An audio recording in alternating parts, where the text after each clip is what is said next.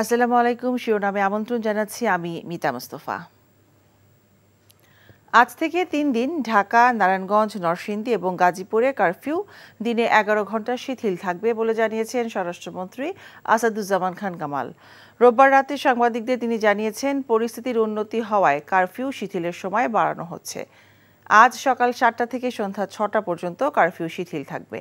সংবাদ সম্মেলনে আন্দোলনের সমন্বয়কারী ৫ জনকে হেফাজতে নেওয়ার বিষয়েও কথা বলেন স্বরাষ্ট্রমন্ত্রী। তার দাবি, সমন্বয়কারীদের নিরাপত্তার বিষয় তাদের দাবির প্রেক্ষিতে তারা হেফাজতে আছেন। তবে তারা যদি নতুন কোনো কর্মসূচি দেন এবং তাতে অস্থিতিশীল পরিস্থিতি তৈরি হয়, তার দায় আন্দোলনকারীদেরকেই নিতে হবে। একই সঙ্গে আগুন, নাশকতার সঙ্গে তাদের সংশ্লিষ্টতা থাকলে তাদের ছাড় দেওয়া হবে না বলে জানিয়েছেন স্বরাষ্ট্রমন্ত্রী। যেহেতু ক্রমান্বয়ে আইন শৃঙ্খলা ভালোর দিকে যাচ্ছে, সেই জন্য আমরা আমাদের যে সন্দেহ আইন, যেটাকে কারফিউ বলা হয়, সেইটা আমরা আরেকটুখানি শিথিল করতে যাচ্ছি। আমাদের কাছেও তারা যোগাযোগ করেছিল, সেই জন্যই তাদেরকে আমরা নিরাপদ হেফাজতে নিয়ে আসছি। তারা যদি এই অগ্নিসংযোগের সঙ্গে থাকেন, হত্যার সঙ্গে সংযোগ থাকেন, কিংবা তারা সরাসরি কোনো কেউ অর্ডার দিয়ে থাকেন, তাহলে সেটা কি দায় দিত তাদের, এটা তো আপনাদের কাছেই আমি জিজ্ঞাসা করি, তাহলে কি হবে? এখন জন্ম সনদ দিয়ে খোলো বিকাশ স্টুডেন্ট অ্যাকাউন্ট। নিজের বিকাশ নিজে কর। কোটা সংস্কার আন্দোলন এবং সহিংসতা নিয়ে ভারতের প্রভাবশালী সংবাদ মাধ্যম দ্য হিন্দুর সঙ্গে একটি সাক্ষাৎকার দিয়েছেন নোবেল বিজয়ী অর্থনীতিবিদ প্রফেসর ডক্টর মোহাম্মদ ইউনুস।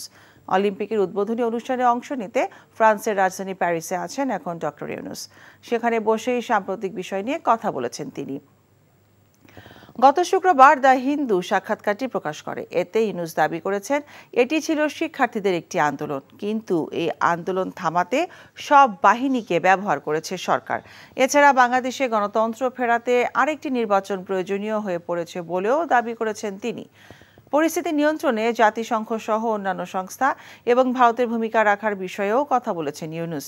তিনি বলেছেন, তার চাওয়া হলো জাতিসংঘ এবং অন্যান্য বিশ্ব নেতারা অনানুষ্ঠানিকভাবে কথা বলুক এবং সমস্যা উত্তরণের চেষ্টা করুক।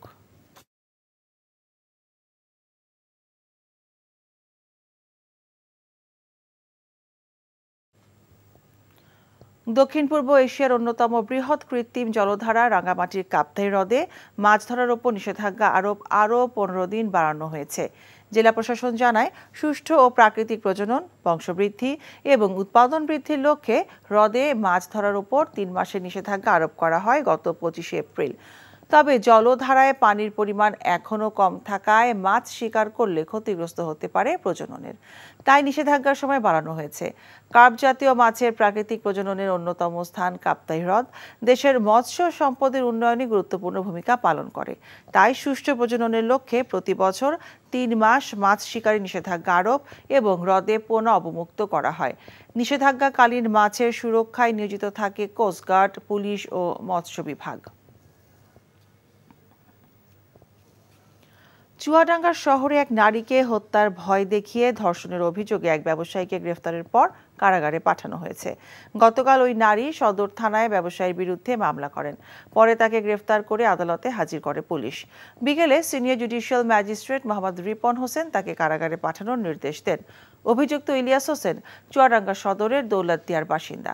তিনি এলাকার ইবি মোটরসের মালিক।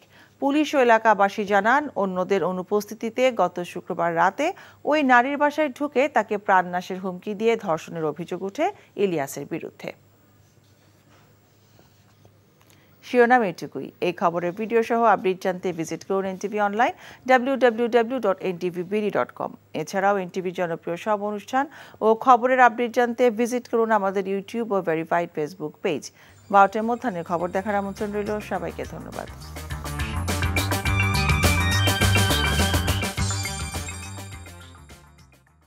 এখন জন্ম সনদ দিয়ে খোলো বিকাশ স্টুডেন্ট অ্যাকাউন্ট। নিজের বিকাশ নিজে কর।